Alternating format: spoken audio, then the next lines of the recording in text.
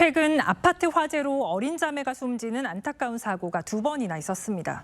오래된 아파트라 스프링클러가 설치돼 있지 않았는데 노후주택 화재 방지 대책은 어떻게 마련하면 좋을지 신유만 기자와 따져보겠습니다.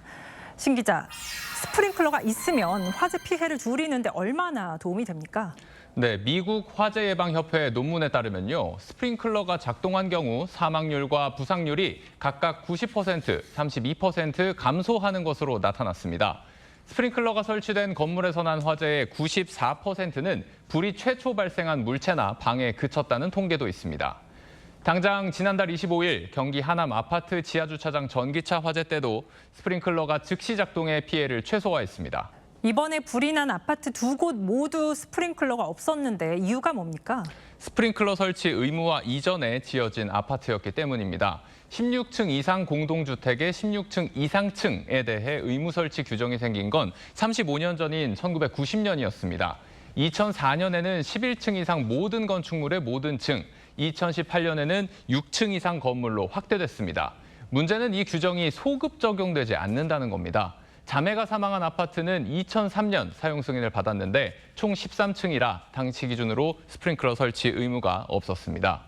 2004년 이전 지어진 노후 공동주택 단지 44,208곳 중 스프링클러 설치 단지는 전체의 35%에 불과합니다. 네, 소급 적용이 어렵다고 마냥 손을 놓을 수만은 없는데 다른 보완 수단 없습니까?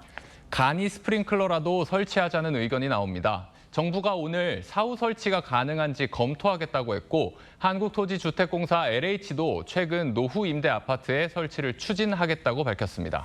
간이 시설이라고는 하지만 추가 시공을 하는 게 보통 일이 아닐 것 같은데 실효성이 있는 얘기입니까? 네, 간이 스프링클러는 상대적으로 물탱크가 작고 수압이 약해 음식점이나 단독주택처럼 작은 공간에 설치하기 좋은 형태입니다. 그런데 아파트라면 얘기가 달라집니다. 수백 세대 이상의 방마다 연결되는 수도배관을 새로 놓아야 하는데 비용도 문제지만 노후주택은 안전 문제도 우려됩니다. 지붕을 다 뜯어내고 천장을 뜯어내고 공사를 해야 되고 여기 계시는 분들은 공사를 통해 또 다른 데로 주거를 또 옮기셔야 되는 상황이잖아요. 리모델링이나 재건축을 통해서 성능들을 갖추도록. 네, 실효성이 좀 떨어진다는 얘기인데 당장 할 수 있는 다른 조치들은 없을까요?